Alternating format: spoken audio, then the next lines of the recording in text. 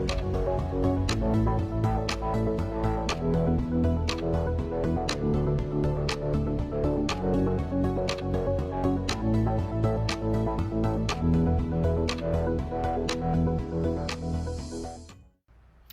evening and welcome to the Business of Politics. I'm Leslie Camisyang, and joining me this evening is Mr. Hugo Hodge Jr. We're broadcasting this evening from TSG Studios in St. Thomas, Virgin Islands, where we will be joined by guests who help us take a look back on 2020, a year of unprecedented events that left us often wondering, worried, and anticipating what may be coming next. This evening, we will reflect on 2020 through a lens of politics, business, and media to gain perspective from leaders in each category. We'll talk about the difficulties that we faced and also about the good that came out of what might be called the most challenging year in the last century. We will also check in with Virgin Islanders in our community to gain some insight into what's on their minds as we prepare to usher in a new year. I'm excited about our lineup this evening, so let's get started. Leslie, as you know, we're always looking for input and opinions on what's really going on in our community. Our correspondents went directly to the streets and talked to folks about issues that are on the minds of Virgin Islanders as we look forward to welcoming in a new year. Here's what they had to say.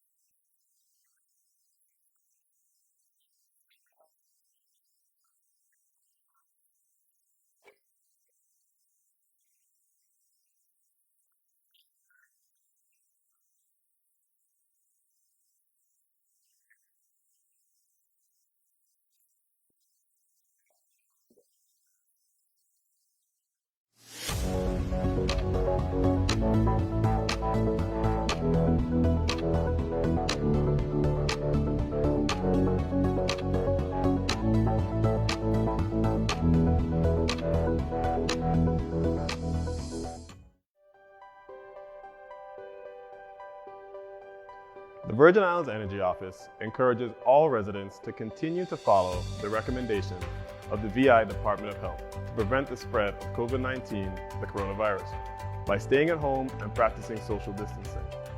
With so many of us staying at home, especially during the hottest times of the day, residential energy use and cost is on the rise. Here are some tips the Virgin Islands Energy Office recommends residents follow to help reduce your energy bill. Properly size your AC unit and make sure all windows and doors are closed and sealed sufficiently.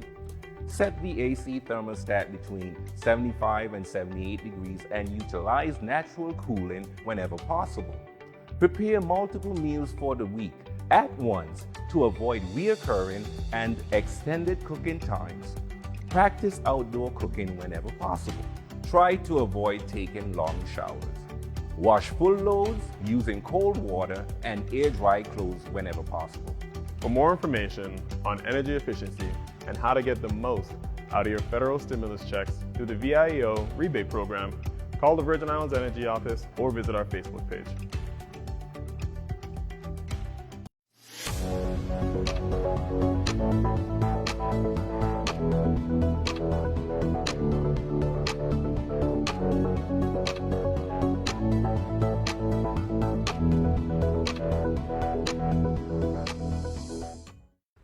I'd like to offer a warm welcome to our first guest, Richard Berry. Many of us know Richard as a leader in our business community. He is the president of Topa VI and owns several prestigious properties, including the largest beverage distribution companies in the territory, Bellows and West Indies Companies. We are pleased to have Richard with us tonight to get his perspective on the economy in the midst of COVID-19 and the closing and opening of small businesses during the pandemic and the effect the virus has had on our tourism product. Richard, welcome and thank you for joining us. I really appreciate it, Leslie. Thank you for having me. And Hugo, it's great to see you again. It's been a while. So Always a pleasure. yeah, man. I imagine we'll jump right in. I imagine that with businesses closing, hotels, restaurants, tourism, what's the biggest impact that you've seen so far, given it? You know, coming out of 2 Category 5 hurricanes, 3 years ago, and then followed up with this pandemic, it's been devastating. It's been devastating at every level. It's been devastating, the trickle-down effect in the economy, businesses closing. It's been really difficult. We see, though, we try to look at it that there's also a silver lining at the end of this, because I think the Virgin Islands is poised to take advantage in the future of this pandemic, but we have to get through it, and we have to get through it together. As devastating as it has been, though, there are businesses that have opened in the middle of a pandemic, which is really mind-blowing. Yeah. But we've seen people come to the territories, and new restaurants, new bars have opened during this period. What are your thoughts on that? We've been fortunate because, a lot of the other Caribbean islands that the U.S. mainland doesn't have, they can't get there. And when we're open and safely bringing tourists to the territory and people can travel here, it's actually benefited us. We have a lot more people coming to the St. Thomas, St. Croix, and St. John that have never been here before because of the ease, especially from the Northeast Corridor. You're also seeing a lot of people that are looking to invest in second homes here that have never been here before. But overall, the opening and closing of the businesses has been very, very strenuous on a lot of people. And I think that's been the biggest problem. It's almost a little roller coaster ride. It opens, we close, we open, we close. So, coming through the last few months, we've seen an uptick in November and in December, and hopefully we can continue to practice safe practices, monitor the people that are coming in, and making sure that we promote the Virgin Islands for what it is. I think one of the bigger indicators for your business, outside of the entertainment side, has to be on the retail, let's say groceries and the liquor, the gas stations and whatnot. Are you seeing an uptick in those businesses right now, or are they? No, our business in the beverage distribution side has seen dramatic declines in business across the board. And a lot of that has to do with, I believe, with the trickle-down effect. When the cruise ships come in, they don't just impact jewelry stores on Main Street. They impact taxi cab drivers. They impact tour operators. There's a trickle-down effect that allows small business people, local business people, and people that work in those businesses to shop. And unfortunately, that revenue stream is just not coming in right now. And I think while yes, there has been some uptick in some smaller businesses, overall it's been very dramatic decline. With Operation Warp Speed and the introduction of vaccines to handle COVID-19, it looks like the light at the end of the tunnel may be a little bit closer than we may have anticipated 6 months ago. In preparation for the reopening of the territory, specifically, what are things that government can do to help facilitate businesses to thrive coming off of this pandemic? You know, it's funny, I was talking with Hugo right before we came on, and you know, I think it's a bigger picture than that, Leslie. I think it's not what the government can do. I think it's what the people of the Virgin Islands together can do, both private sector and public sector. I think we have to really define what we want to be.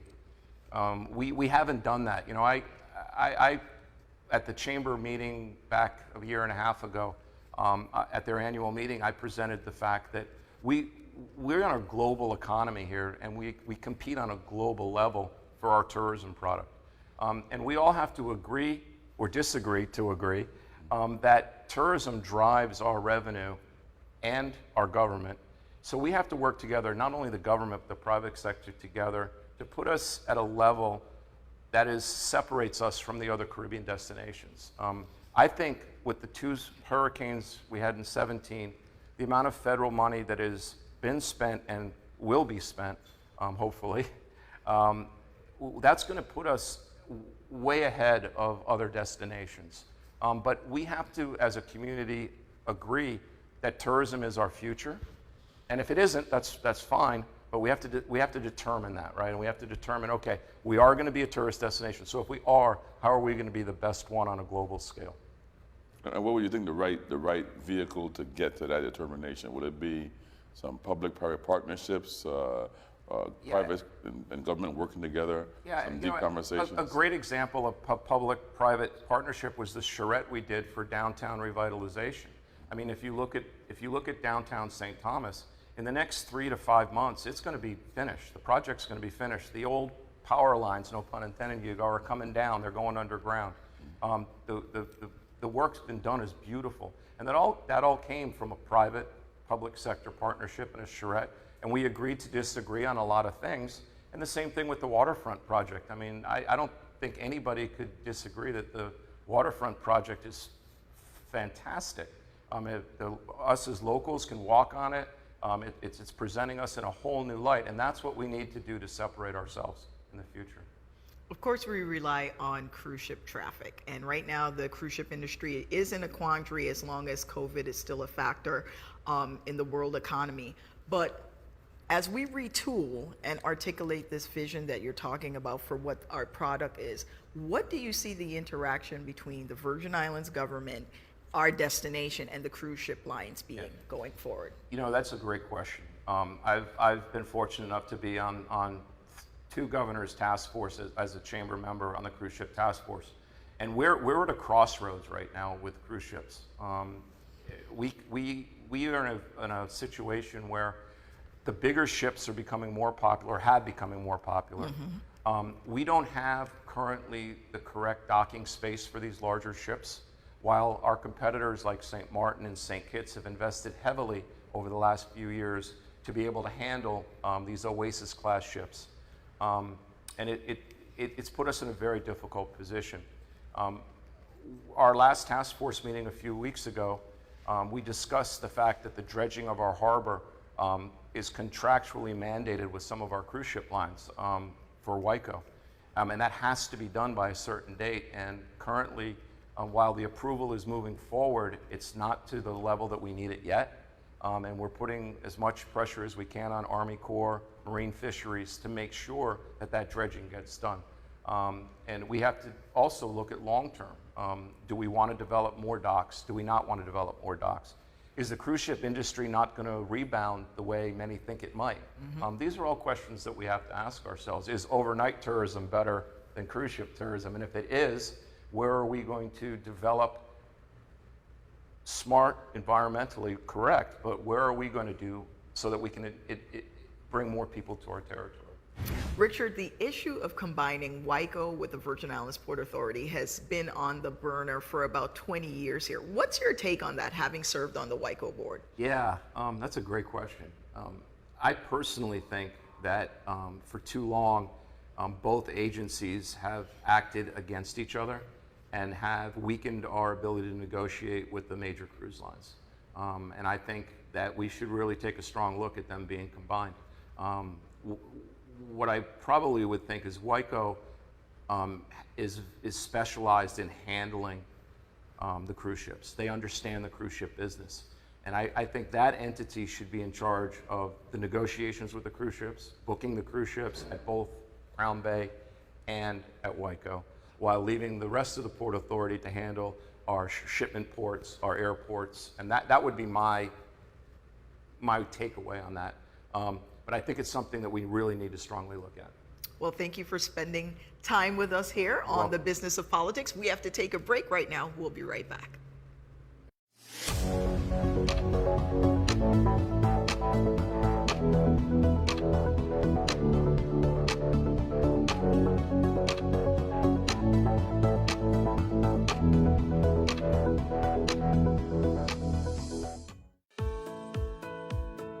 Together, we are making progress against COVID-19 and getting our active lives and economy going again. As businesses unlock their doors and restock their shelves, you remain safer at home. But if you must go out, use the government's guidelines to stay safe. Wear your face covering when entering a business. No face covering, no service. Use hand sanitizer before entering and when leaving a business. And stay at least 6 feet apart. Practice social distancing. Safer at Home USVI is step 3 in our path to a new normal. We're depending on you to do your part. For more information, visit www.vi.gov.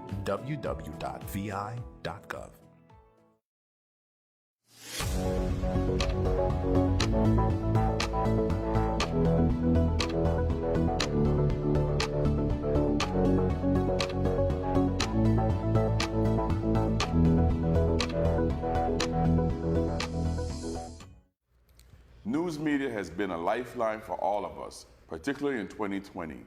Media has kept us up to speed in breaking news, the stories of trials and triumphs, a voice for heroes and the not so heroic during this historic period.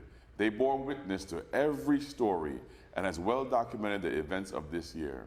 In the studio tonight is Sean Pennington, longtime journalist and founder of the VI Source, to share her review of 2020. Sean, it's always a pleasure to see you. It's so exciting to see anybody with physical distancing, but especially to see the two of you. Absolutely. This is lovely. It's been 22 years since you started the St. Thomas Source. 22 years ago. Did you think you'd be where you are right now? And do you think that the paper would have succeeded in the way that it has in the community? Yes, or else I wouldn't have done it, honestly. I mean, but I don't live that way. It was like, this is a time, it was time to do it. We had a problem here, a big one. And somebody needed to address it, and the opportunity was given to me. These things don't come from me, they come through me. So, yeah, I thought it would work. And here we are, 22 years later. Yeah. And the Source has become such an important, I feel personally, one of the best, it does some of the best journalistic work in the community right now. Playing that role, how did you fall in, how did the paper fall into that role? Well, I think from the very beginning, we established a framework for the way we were going to report and the things we were going to report on. And part of it, I remember talking with Darren Mortensen, who was an award-winning, we had the best of the best. I don't want to make it sound like this had anything to do with me. This was a group effort. But we really established ourselves as a solutions-oriented journalism of hope. And we never played melee, and I was saying this to somebody today, we didn't sell the paper. The paper's always been free. There was never a paywall. That came up over and over again, but the decision over and over again was no, we have to rely on our advertisers to support this. A few years into it, we became a newspaper of general circulation because of the then Property and Procurement Commissioner and the Attorney General and the legislature So we were able to take in legal advertising and procurement notices, and that was our bread and butter. But you know, the greatest journalists, and recently I've been in touch with Melvin Claxton. I mean, he was on our board. I mean, Frank Barnaco, who started CBS Market Watch and sold it for a lot of money, was also on. I mean, we had the great, Penny Fiersig, goes without saying, was the person who brought the idea to us. So there's no point in complaining about things if you don't have a solution for it. And that's the way we played it and continue to try to play it. Well, 2020 has been no shortage of top stories for you to write on or speak about. Give your top three, your top two, or one that holds you. Well, they all tie into the same thing for the most part, but obviously COVID and GERS. I mean, somebody said to me not a few months ago, you know, what is it? And it's like, GERS is a huge story, along with tourism. We play down how much retirees spend in this community. And I think that the other, you know, WAPA comes into play with it. I think, you know, the economy. What are we going to do? And it was, you know, I appreciated hearing the thoughts earlier of Richard Berry, because I think we're aligned on some of our ideas. But it's a whole new paradigm, and we have to start thinking out of the box. I think the other thing is the grants that are available to us. We've spent $20 million of $500 million that's available to us, and we're waiting to see when those projects are going to come online, because that's going to provide jobs. On the upside, we've done extremely well with the COVID issue in terms of people complying for the most part, but also a lot of it is sunshine and fresh air. And I really believe that. And now it's coming out. And I believed that from the beginning, but now they're saying it's 20 times easier to get this inside than outside. So that's helped us a lot. It's helped us a lot that we've kept the information going. But it's in some ways, it's helped our tourism, because people have flocked here for the sunshine and the fresh air and could get here and had places to stay. So, you know, that's a really important point. The other thing, again, it's luck.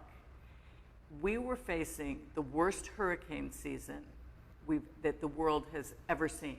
And we've known about it since January. And I will never I'll never forget reading that first report out of Colorado. It was chilling, because the design for it was all going to come across us and go into the Gulf. And it's like people didn't see that, but I couldn't forget it. Well, we were lucky. It didn't all come across us. Much of it formed in the Gulf. And I mean, it's not to minimize what folks went through. And it's also not to think for 1 minute that couldn't be us next year or any year. And we have to be prepared for that. And with that, before hurricane season hit, with COVID, our hospitals destroyed, you know, coming back, but destroyed 3 years ago. What would we do if we had back-to-back-to-back hurricanes and COVID? And there was an idea that there was a plan for this. And, you know, there's a lot of things that journalists know that they can never report on, because how they found out it could get other people in trouble. But the plan for it, there's no playbook for climate change. And this is climate change. And that's the thing that we don't talk about. And in the multiple surveys we've done, it's way down on the bottom of the list. We can't afford to keep it at the bottom of the list. It needs to be addressed, because that's what is going to give us if we address it, and we address our infrastructure, and we address our environment, then it makes us a beautiful place to come, where you don't have to have a visa, and where our tax structure is favorable to people who want to come here and reside here, who can now work online and have a lot of money. So, I mean, the year has been really challenging and frightening, but at the same time, I really believe that it opens up a whole new opportunity for a new way of living and a whole new economy for us. And, you know, I was listening to talk about Main Street and opening up Main Street. The thing that came to me in a little story I did about Megan's Bay and the cruise ships that didn't meet with great approval with some folks, but we need to find a way for Virgin Islanders to build wealth. And because it's not Virgin Islanders who are running most of these businesses that are making money from tourism. And I think that while we're putting things on the drawing boards, this isn't about every Virgin Islander being an essential worker. This is about Virgin Islanders being able to have a stake in this community and come full circle with that. I think that's very important, that ownership aspect, entrepreneurship, to get that into our community is something that we have to push forward and not just be solely essential workers coming out in the middle of the storm to do. Exactly. And one of the things that GERS gets criticized for, rightly or wrongly, and I'm not the expert on that, is the money that they've loaned to start entrepreneurial things that have failed. And the system has lost money because of it. So there has to be some sort of a balance in the way that we do this, but I believe with all my heart that it can be done. And it's exciting because as a journalist, not only do we get to report on things, but we get to opine on things because we have a big picture and that we've looked at and seen. And that's one of the things that I have to say that's an advantage for us is the people that write for us have been writing for us for decades and have been members of this community for decades. But again, this was a rough year, but also a great opportunity for good journalists to shine and to report real things about and early on here, and that made it so important. I had people say to me, first of all, make fun of me for wearing a mask here, and then say, well, we don't get these things. And it's like, okay, good luck with that. We do get these things. And yes, we have an advantage because we live outside, but it's only an advantage. It's not a cure. It's not a way around it. There's no way around it. And I've always thought you can judge either what's going to happen in the States by what's going on here, or what's going to happen here by what's going on in the States. We can watch these things, but I love this community, and that's the other thing I have to say. With COVID, with all of it, we step up to help each other. And that's what we've always, the kinds of stories that we have always done. We started doing profiles decades ago of Virgin Islanders. We had Loanne Lake, Nay Sewer, doing stories about the jewels of the islands. Because that was the other thing about starting The Source. I was so tired of negative news about the Virgin Islands because I live here. I know that most of what happens here is beautiful. And I wrote a piece for Christmas that'll go up tonight that I hope people will appreciate because we're born volunteers. We're born charitable givers. And I feel like we haven't suffered in the way from COVID and Black Lives Matter we haven't even touched on because it's a different issue here and it has much more to do with the violence than it does with racism. Yeah. The kind of racism that the States is dealing with. And I did a series on racism. I loved doing that. I got to interview my neighbors and friends and find out things that I didn't know. But it's different here. And I think we take care of each other in a way because any small community, but this is the only small community I've ever lived in, you can't watch a woman leave a house with her child to go live on the street because we know each other. So I think it's given us in this really, really, really challenging time some huge advantages. Sean, always a pleasure. I want to thank you for coming in and sharing your perspective. Very valuable. And we're going to take a short break and we'll come back to the business of politics.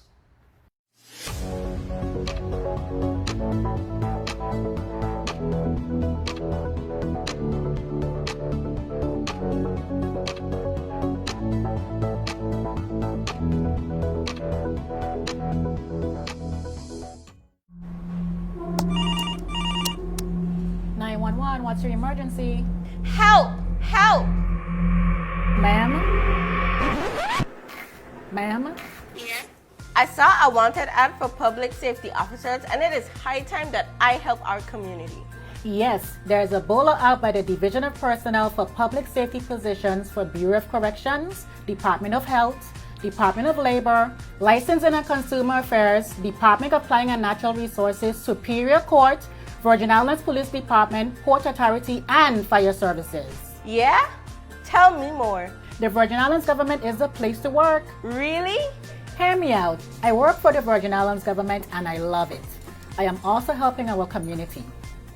Join Team GVI for 2020 Public Safety Virtual Career Fair via Zoom on December 17, 2020 from 10 a.m. to 2:30 p.m.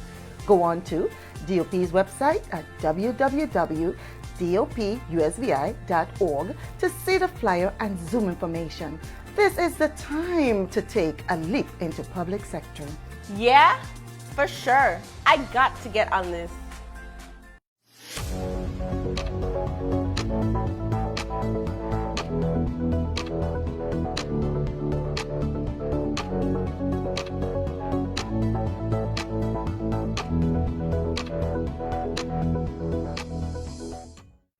The internet and the advent of the digital era over the last 30 years has impacted every corner of our lives, including, of course, how we share and gather our news. Traditional print and television news media has had to adapt to a 24/7 cycle and the democratization and distributing of content. Media has been a lifeline for us all, particularly in 2020. Media has kept us up to speed on breaking news. It's offered entertainment during what felt like endless months of quarantine and was often a welcome companion to those who felt isolated. In the studio tonight is Allison Bourne-Vanek to share highlights from the platform of television media.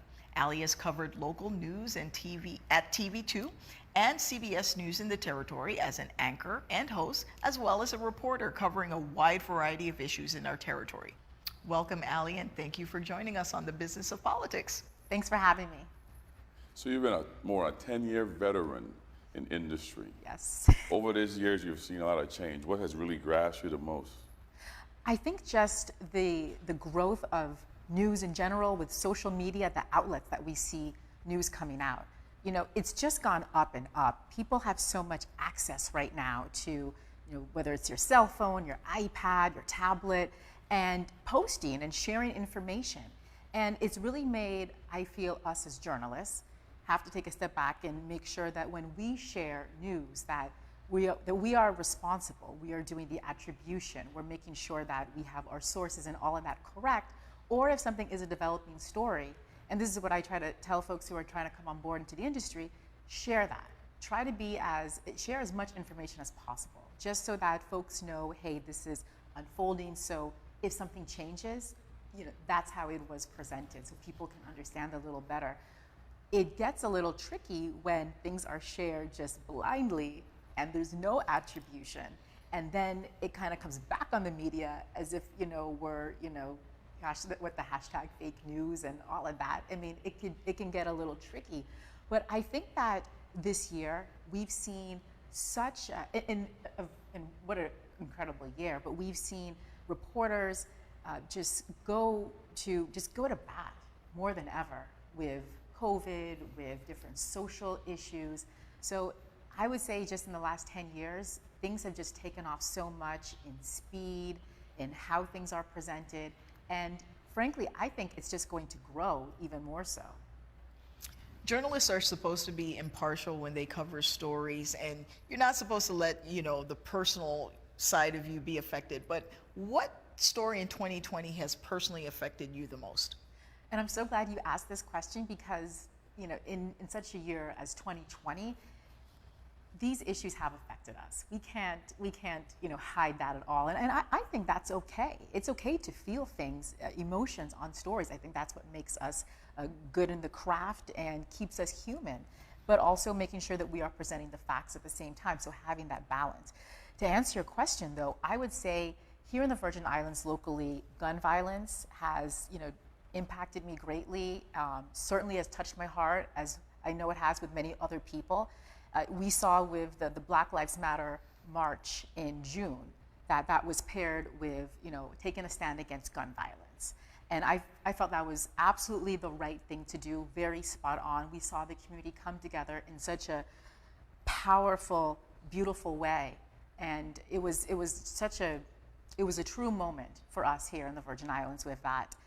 I would say globally overall, COVID, the global pandemic, especially because in our field, we saw ourselves having to take a different approach more than ever.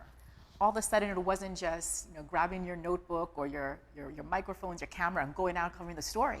Now we had to think about our lives, life and death. And that was something, journalism school didn't really cover, to be honest. But, but in every industry, we all had to take a look back and see how can we protect ourselves. Human life is at the utmost importance, and not just with us, but making sure that we are responsible. We are protecting everyone else around us, because we're all on this planet, right? So we got to do the best that we can, and we all have loved ones who care about us, and we care about ourselves. So with the global pandemic, that definitely changed the way I covered stories. I was inside more, doing virtual interviews. That was seen from the networks to local news to everywhere. So those two, COVID as well as gun violence here, those two were the most that impacted me. We've seen your role change over the last 10 years, growth in your career. We've seen the pandemic affect that as well. What do you think is next for you, and which part of your career path have you enjoyed the most? Wow. Well, I'm an athlete. And when I first began journalism, I was a sports reporter. I was a sports reporter right after journalism school. I worked at CNN International in London for a golf show, which, as a former college athlete playing on the golf team, that was the dream.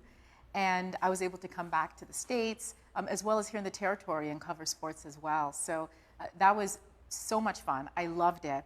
And then I reached a point where I wanted to grow, and I felt that, it would be a really cool opportunity to step more into local issues, cultural, social, economic issues, because I felt that was really going to challenge me. And I think that when you're moving forward in your career, and I'm sure both of you agree as well, it's those spaces that you may not feel as confident that you really want to step into, because if you do and you challenge yourself and you grow, that makes you stronger in the end. And then you can come back around to those passions, and you have a whole new perspective on it. And I think it's even more so sweeter. Where I would love to go, I'm so happy to be here in the Virgin Islands, covering home, covering all the issues. And I would love to do more sports, for sure. That will always be in my heart.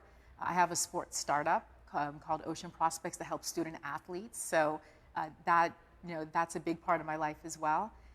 And I think that overall, making sure that I'm doing stories that are impacting people here and helping people here.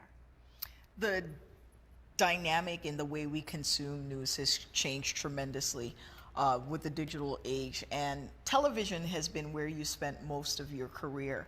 How has your viewers, how is the way they interpret and receive the messaging on the news, television news, shifted over the last, say, 5 years? I would say we see a big shift from folks who are tuning in and hopping right on to Facebook to interact with us. I think that, and that's okay. In fact, that's really good. We know that people are engaging, and that's what we've seen with CBS, USVI, and USVI News. People watching stories and then following up, having more questions, wanting to get onto our Facebook page. So that's a good thing, and us knowing that has us sharing that even more so as well. So that's been really cool, and just continuing that dialogue. I think I've also seen viewers, they reach out to you personally. I'm sure they do to you as well, and that's a good thing. I mean, we should have an open dialogue, and we should be reachable. Even though we're on TV, you want folks to be able to engage with you, and you never know where that next story is going to come from. That's important, that people need to know about. So I think all that's a really good thing. They say investors, when they come into a new area, they go to the local hangout place, they listen to the local radio, and they watch the local news. And given that your role is about 1/3 of what the potential investor really pays attention to when they think about investing money in the Virgin Islands? How does that drive how you go about doing your business on a daily basis? Well, I would say that you want to make sure, I always believe in bringing your A game to everything. And so I try to keep that in mind, even on the days when you're a little tired or, maybe it's a rainy day, you want to make sure that you're giving it your all. So every day is like the first day. So when I approach stories and reporting, I'm trying to be as professional and giving it the best job that I can. And also remembering that if there's anybody new who's watching, it might be their first introduction to the Virgin Islands. And that's really important. It's the same when people get off the plane for the first time and we have, the Department of Tourism or folks who are greeting them.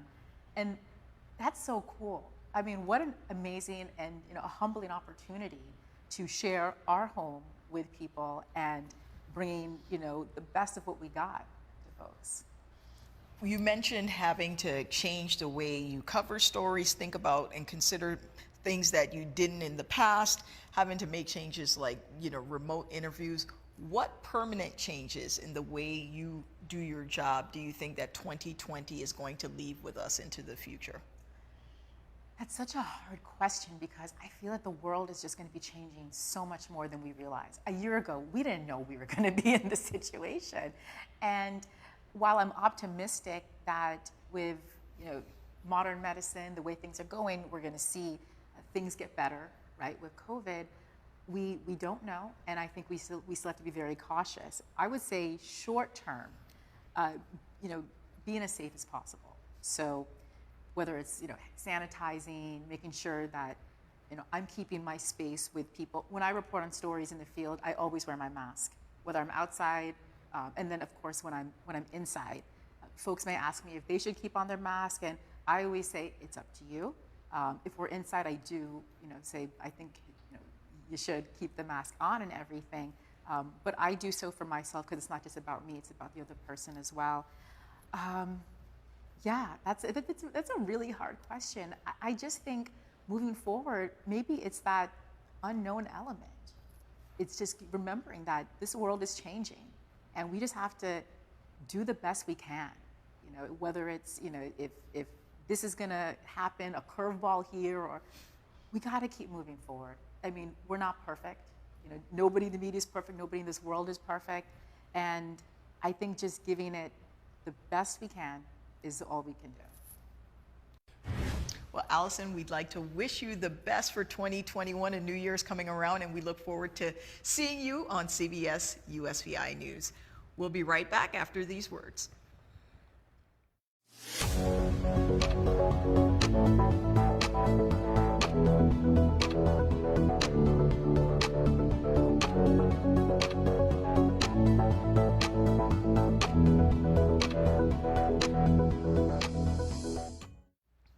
Hugo, politics this year has been like nothing we've ever seen.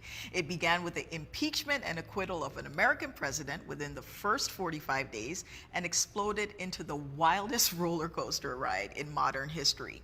We end the year with former Vice President Joe Biden, a friend of the Virgin Islands, and Vice President-elect Senator Kamala Harris, the first female African-American vice president in the United States. An unprecedented number of women serving in power in the U.S. mainland and right here in the Virgin Islands. So Hugo, let's discuss some of the ups, downs, and sideways of our world of politics. I want to focus on 3 areas. Let's begin with the most recent senatorial election and what the ouster of 4 incumbent senators mean. Then move on to the handling of the COVID-19 pandemic and the governor's initiatives, including the securitization and refinancing bill and the cannabis legislation to help the pending insolvency of the GERS system. So Hugo, first, this election. What do you think that the ouster of 4 incumbents that some folks thought were pretty sure to get back into the legislature being taken out, what do you think that means in terms of the mentality of Virgin Islands voters? Well, I found it quite interesting, and I believe if we took a straw poll 3 weeks before the election, it would have been a different outcome at that point. But there was some gamesmanship that transpired in the last week or two. I saw some take an issue of pay or salary for senators and levy that into a catapulting position from where the early polls were looking. So it really tells that there are certain topics that are held, close to the heart for some of the electorate, and whether they get all the information or not, it can sway how they vote or how they pick their representation. What do you think about the incumbent senators that were voted newly elected into the legislature? Of the majority of them, most of them were women. What do you think about that shift in the dynamic of power in the legislature? Well, we saw it starting from the last Senate, and we saw a few of the women that were in charge remain to be powerful members of the last legislature. So it's not anything that's a new phenomenon as far as I'm concerned, and it's coming, and it's in every part of our life right now. And everywhere we turn in life, we're seeing women take more dominant roles. Status has changed for many, so it's kind of what I expect. I'm sure you being a powerful woman yourself, you expect to see more of that taking place. Well, here on the Business of Politics, one of the things that the creators of the show have done a great job on doing is highlighting women in power, and also noting that for the Virgin Islands, this is not a strange dynamic. Right. If we go back to the days of Lucinda Millen, Ruby Rouse, Ruby Simmons, Liliana Belardo de O'Neill, there's a litany of women that have served in powerful positions, Lorraine Berry in the Virgin Islands legislature. So for the Virgin Islands, it's really not new territory. I think we're just coming back to it after seeing an absence of the large role of women in the legislature. So it's a revisiting to a position that we've been in the Instead territory. Instead of one or two powerful ones, exactly. Now we may have 4 or 5. Exactly.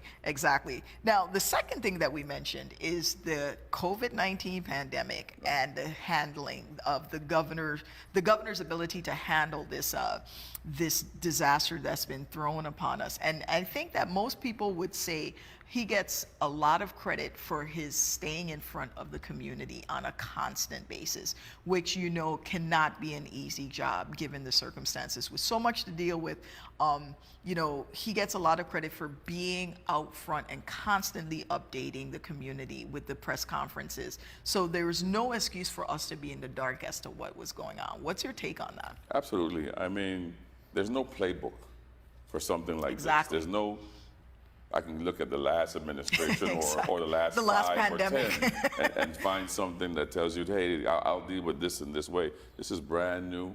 They talk about over 100 years since the last pandemic. So I think he definitely handled it well. But what you mentioned is key. Information overload is what needs to happen. You have to let people know what's going on, because this is a lifestyle change for everyone. There's no one group that's immune to what's taking place, pardon the pun, but it's definitely something that's changed our lives as we know it, and may change it going forward.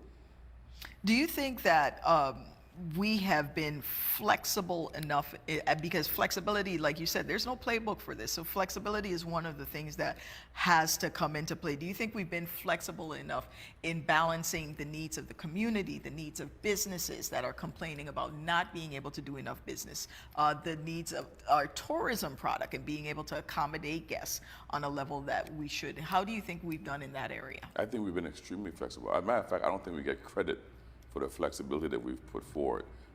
I get a chance to work in other communities in the region, and most of them are closed, have remained closed, have not opened their doors.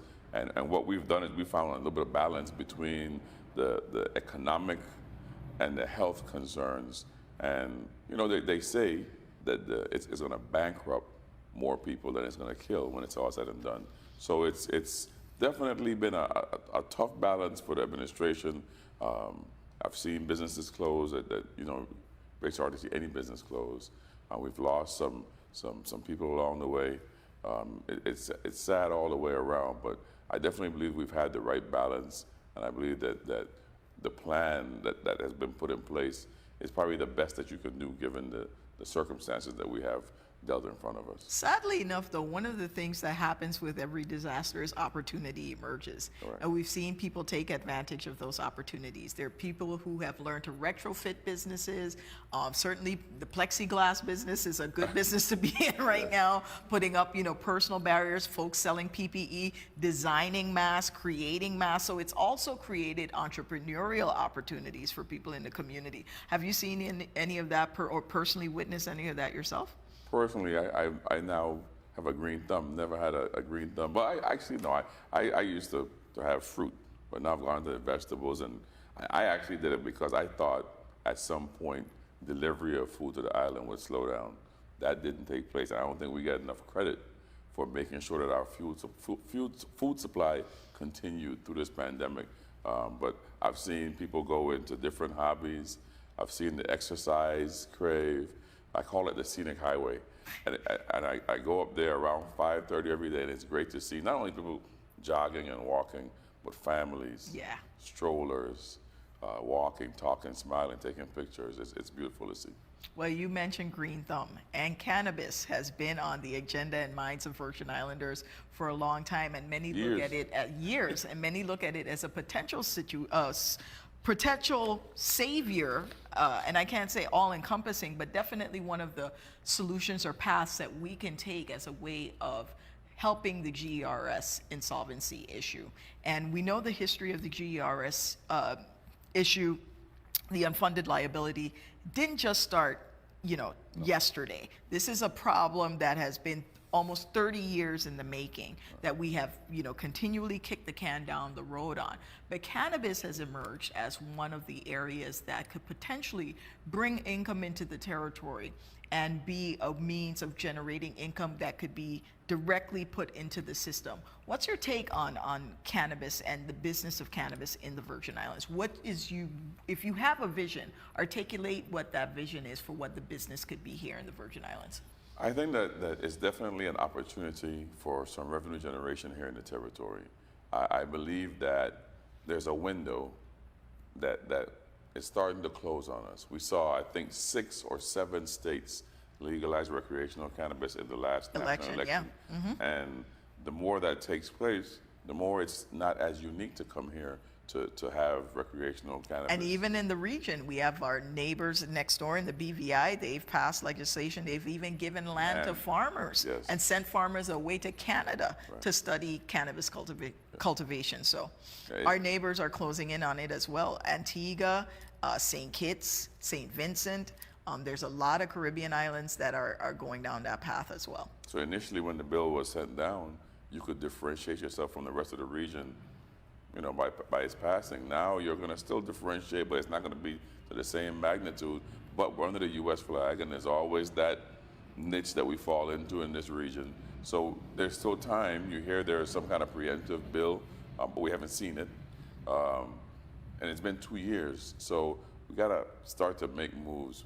Revenue generation is something that the legislature has a responsibility of. Yes. And I haven't seen very much in the way of revenue generation legislation for a while now. Well, January 18th does make 2 years since Governor Albert Bryan signed into law our cannabis legislation here in the Virgin Islands. So 2 years, and it goes by quickly, but it's coming upon us again. But there's also talk that with the election of Joe Biden and Kamala Harris, that there might be federal legislation that will finally legalize or decriminalize cannabis, make it a non-Schedule I drug across the nation. And at that point, the floodgates are open. That's the barn door opening that we won't be able to close again. So how do we then make ourselves a unique destination for individuals that may want to visit and utilize cannabis while they're here on vacation? Do we become the cannabis vacation spot of the Caribbean, for instance? Well, maybe we have to rethink what we want to be. We have to definitely find ways to leverage what we have indigenous to us. And we have sun, a significant amount of sun. We have people here that are into agriculture. We have an availability of a good amount of rain throughout the year. So there's no reason why the industry can't thrive and why we can't separate ourselves from a lot of the rest of the country that's doing so. I mean, Oregon has recreational cannabis. If I got to choose between going to the Virgin Islands or Oregon, I'm going to the Virgin Islands. Sorry, Oregon. Well, we have to wrap it up and take a quick commercial break. We'll be right back with the Business of Politics.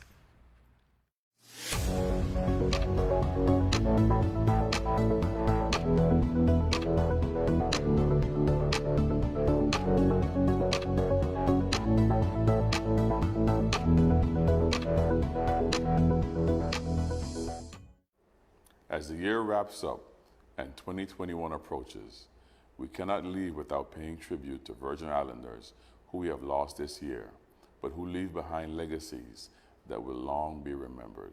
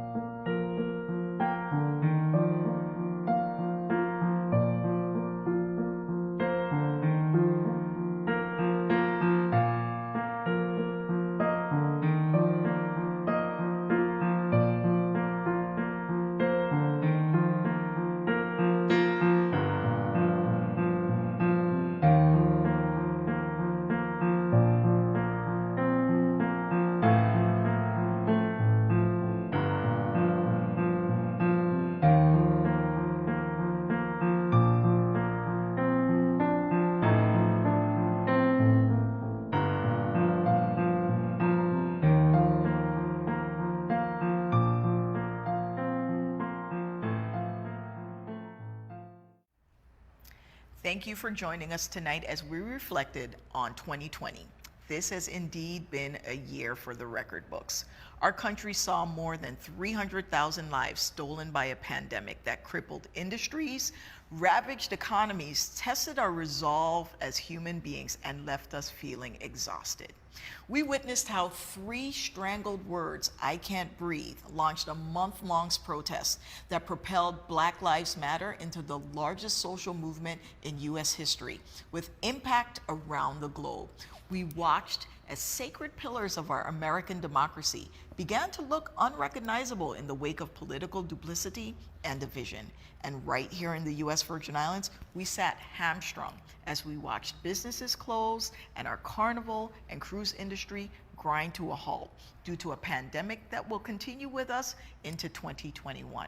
But in all that strife, we saw hopeful stories of goodness, reconnection to family, innovation, reinvention, and perseverance. At the end of the day, humanity is driven by determination. Instead of getting mired down in the negativity of this past year, I encourage all of us to use the challenges of 2020 as a stepping stone to usher in a new year for a brighter, stronger, and more unified community, especially for our Virgin Islands. That's it for us tonight. Hugo, friends, be sure to tune in to our next episode where we continue our conversation, well, on the business of politics. Until then, stay safe, stay involved, stay informed, and have a happy new year. Good night.